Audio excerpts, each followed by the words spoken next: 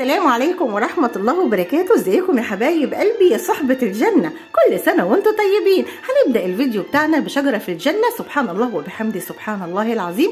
وهنبدأ ببركة ربنا معانا، وطول ما أذكارك ملازماكي طول ما بركة ربنا معاكي. هنشوف مع بعض فيديو مشتريات، إنما حاجة قمر القمر. هنشوف كل حاجة، هنشوف فاكهة وهنشوف خضار وهنشوف توابل وهنشوف حاجات كتير. خليكي معايا كده في الفيديو وانت إن شاء الله هتستفادي بإذن الله. ويلا بقى حطي اللايك بإيديك اليمين كده، ربنا يجعلنا جميعا من أهل اليمين، وادخلي الفيديو معايا. ولو تقعدي في الفيديو كام دقيقة يبقى كتر ألف خيرك. ويلا بينا، يلا نسمي الله ونصلي على الرسول ونقول ان شاء الله ببركه ربنا عز وجل هنبدا المشتريات بتاعتنا. واهم حاجه انا مستشعرها يا بنات بركه ربنا، اللهم لك الحمد. هتبداي بايه هنا؟ هنبدا باللي احنا كل مره بنبدا بيه، الطماطم يا حبايب. هنا هقول لكم مفاجاه، سبحان الله اللي متابعني وشاف الفيديوهات اللي فاتت، الطماطم احنا جبناها قبل كده على 6 والكيلو ونص ب10. دلوقتي الكيلو ربع ب10.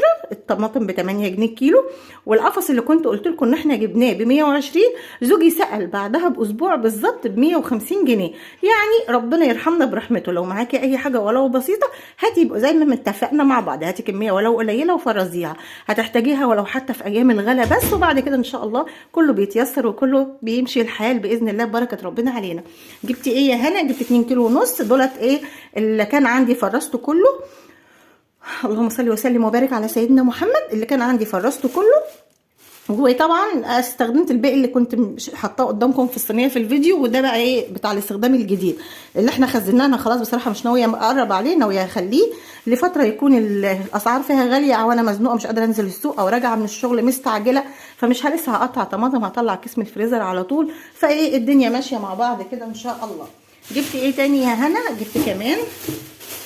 جبت كمان جزر يا حبايب هنا. جبت كيلو ونص ب10 جنيه. اللهم لك الحمد، الحاجه كمان طازه وحلوه وقمر القمر، اللهم لك الحمد اللهم لك الحمد. كيلو ونص ب10 جنيه. هو غالي طبعا عن الاول بس الحمد لله على كل حال.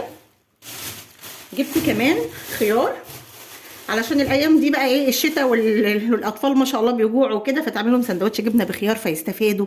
إيه لما تيجي تحطي بقى الحاجات العشاء او الفطار ما شاء الله بيبقى حلو. عايزه تعملي طبق سلطه علشان تغذيهم وتعوضيهم الغلا اللي احنا فيه ده، والفراخ واللحمه اللي ما بقتش زي الاول الحمد لله على كل حال. فتحطي لهم خضار على قد ما تقدري. الخيار الكيلو ب10 جنيه، فضل ونعمه من عند ربنا، اللهم لك الحمد. يلا يا هنا قولي جبت ايه تاني؟ حاضر. جبت كمان الخضره، علشان كده نكون خلصنا الخضار. جبت خضره ما شاء الله الرطه دي كلها ب2 جنيه، فضل ونعمه من عند ربنا عز وجل، اللهم لك الحمد اللهم لك الحمد. ندخل بقى على الفاكهه وعلى التفريزات. كل سنه وانتم طيبين. انا اول مره اجيبه معاكم السنه دي الكنتالوب، او مش عارفه هو اسمه ايه، احنا عندنا هنا بيتقال كنتالوب، بس ريحته قمر القمر، اللهم لك الحمد. دايما عايزه تجيبيها نقي اللي هي بتكون خشنه كده، فيها حاجات خشنه كده من بره، بيكون طعمها زي السكر وزي العسل زي قلوبكم المسكره. دول جبتهم ال2 كيلو ب25 اهمت. ال2 كيلو الاربع حبايات 2 كيلو ب25 جنيه، اللهم لك الحمد. جبت ايه تاني يا هنا؟ جبت كمان، ننزل كده عشان نشوف. جبت فراوله، تمام، الفراوله اهي ما شاء الله تبارك الله.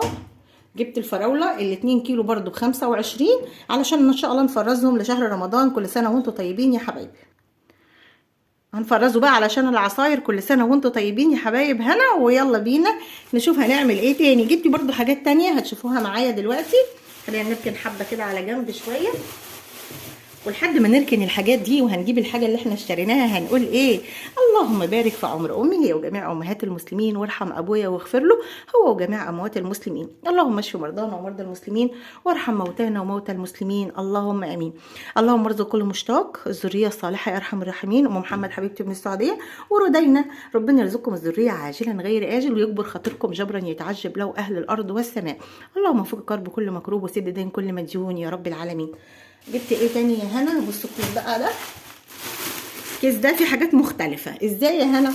التحويجه يا حبايب هنا. انا البهارات اللي كنت جبتها معاكم كل حاجه ب5 جنيه. انا المره دي ما كانش معايا ان انا اجيب بقى من كل حاجه ب5 جنيه، وكنت محتاجه بهارات مستعجله عليها يعني، فقلت له اديني ب10 جنيه بهارات مشكله اللي هي تقريبا ال7 بهارات. فهو شكل لي من عنده وقال لي لو عايزاها مطحونه قولي لي. قلت له لا انا عايزاها حب زي ما هي، وانا هطحنها في البيت، لان كده ببقى ضامنه ان ريحتها هتكون قويه ومش موجوده عند الراجل مثلا فتره طويله وريحتها راحت. لا انا اللي هعملها بايديا. فالكيس ده ب 10 جنيه فضل ونعمه من عند ربنا عز وجل.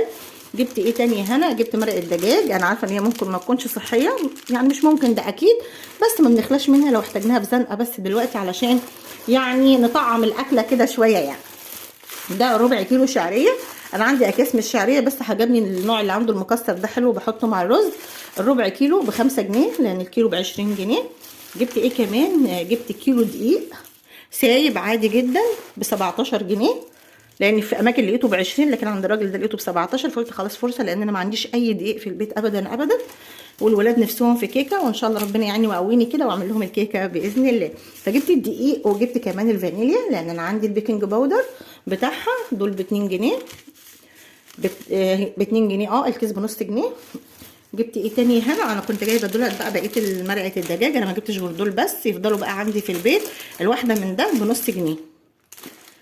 جبت كمان نشا الوزنه دي ب3 جنيه فضل ونعمه من عند ربنا، حلوه جدا. وجبت ايه تاني يا هنا؟ جبت ايه دي؟ ايه دي؟ قولوا بقى ايه دي؟ الشاطره تعرف. شوفوا انا كنت جبت دول الاول، الكيس يعني كيس واحد بنص جنيه، فالاتنين بجنيه. بس بصراحه ما فيهوش ريحه، يعني هم شويه سكر كده وكانهم فيه ريحه خميره، انما دي فانيليا، ريحه فانيليا قصدي، انما دي فانيليا خام. يعني الراجل بيوزن كده من علبه كبيره عنده، بصراحه الحبه منها ريحتها قويه جدا جدا، اللهم لك الحمد. فجبت منها ب10 جنيه برده علشان داخل بقى علينا رمضان، كل سنه وانتم طيبين، ونعمل حاجات حلوه وحاجات قمر القمر كده ما شاء الله. دول شويه المشتريات، وهنبدا بقى نكمل الفيديو بتاعنا نشوف هنعمل ايه في المشتريات. انا رجعت من بره اهو عليكم بنفس اللبس بتاعي، بلبس الشغل. وجبت ايه تاني يا هنا؟ جبت كمان دي، بس السله دي بس اهي. السله دي جبتها، اللهم صل وسلم وبارك على سيدنا محمد، علشان احطها على الحوض. بس لما احط فيها كيس هتشوفوني بقى هحطها على الحوض فين وهنعمل بيها ايه. خليكم معايا وتابعوا الفيديو وتابعوا الفيديوهات اللي جايه، فيديوهات قويه جدا جدا. خليكي معايا ويلا نشوف هنكمل الفيديو ايه وهنعمل ايه. بكده هنبتدي نلم كل الحاجات اللي انا وريتها لكم دي مع بعضها. النواشف هحطها مع بعضها عشان هرصها في الضرفه بتاعه النواشف، والخضار هبتدي المه كده واحاول اشوف ايه اللي هيتحط في درج التلاجة وايه اللي هخليه بره على الرخامه. وتنظمي كده الدنيا حواليكي وترتبي الدنيا وتخلي مطبخك نظيف حواليكي وانتي واقفه. ما شاء الله تبارك الله، البركه دي يا بنات، ربنا يرزقني ويرزقكم جميعا البركه، اللهم امين يا رب العالمين.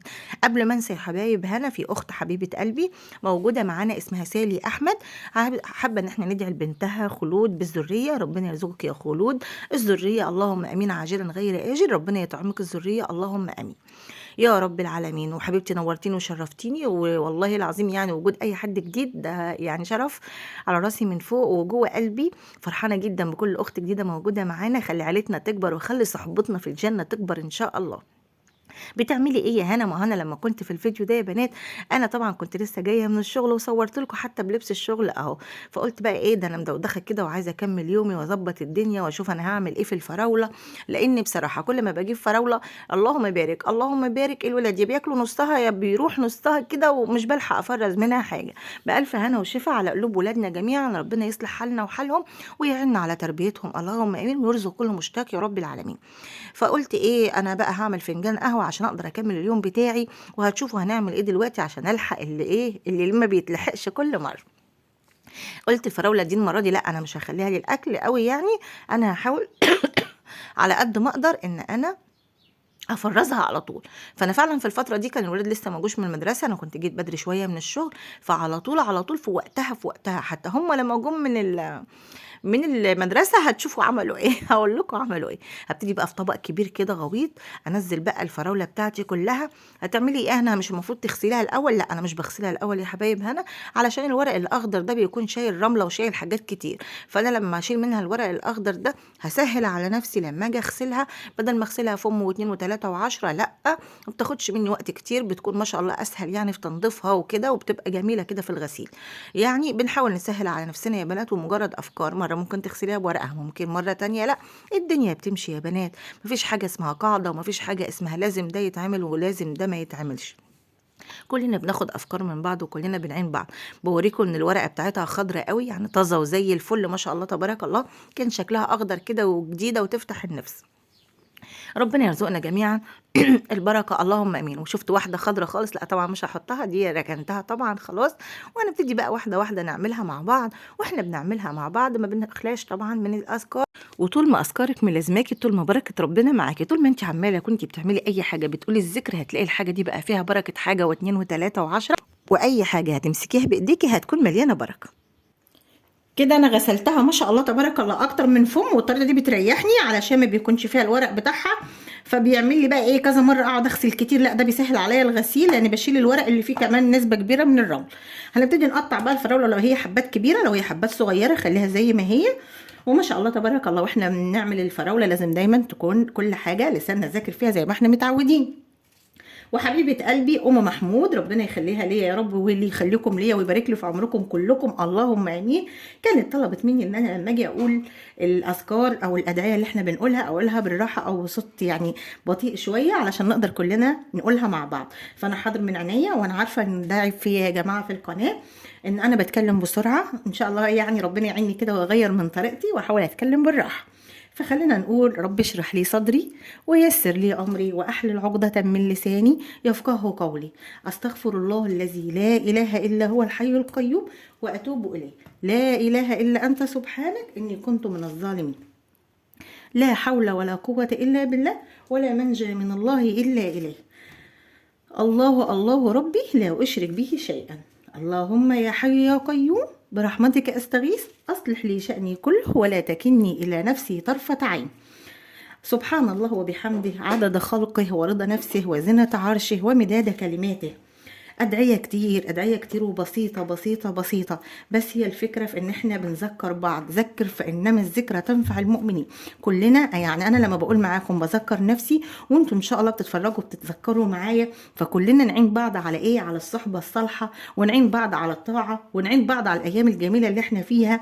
يا سلام يا سلام، أيام كلها خير وأيام كلها بركة وأيام كلها سعادة سعادة سعادة. زي ما قلت لكم إحنا الأيام دي يا بنات بنغزني روحنا. إيه اللي أنت بتعمليه ده يا هنا؟ عادي لما بلاقي حته لونها فاتح كده بصراحه مش بحب احطها عشان ما تخليش العصير اجهر معايا، لكن لو حطينا حته بنجرايه الدنيا هتظبط طبعا. انا كل حاجه بعملها على طبيعتها معاكم اهو زي ما انتم شايفين.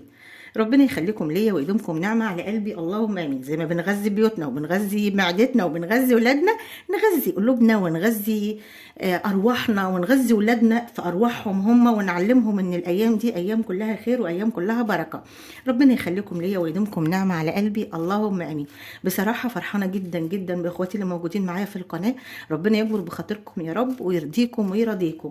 واللي بيدخل جديد احلى حاجه في التعليق بتاعه ان تعليقه بيدخل كده يطبطب على قلبي، يقول القناه بتاعتك قناه جميله، احنا مبسوطين من القناه عشان بنقول فيها اذكار معاكي، وده هدفي هدفي هدفي. ربنا يجعل كل ذكر في القناه خالص لوجهه الكريم اللهم امين. اللهم اجعلها صحبه صالحه يا رب، اللهم اجعلها صحبه للجنه، اللهم اجعل هذه القناه حجه اللهم صل وسلم وبارك. خلصت فنجان القهوه وفي نفس الوقت خلصت كل الفراوله، وما شاء الله عملت لي الاربع اكياس دول فضل ونعمه من عند ربنا.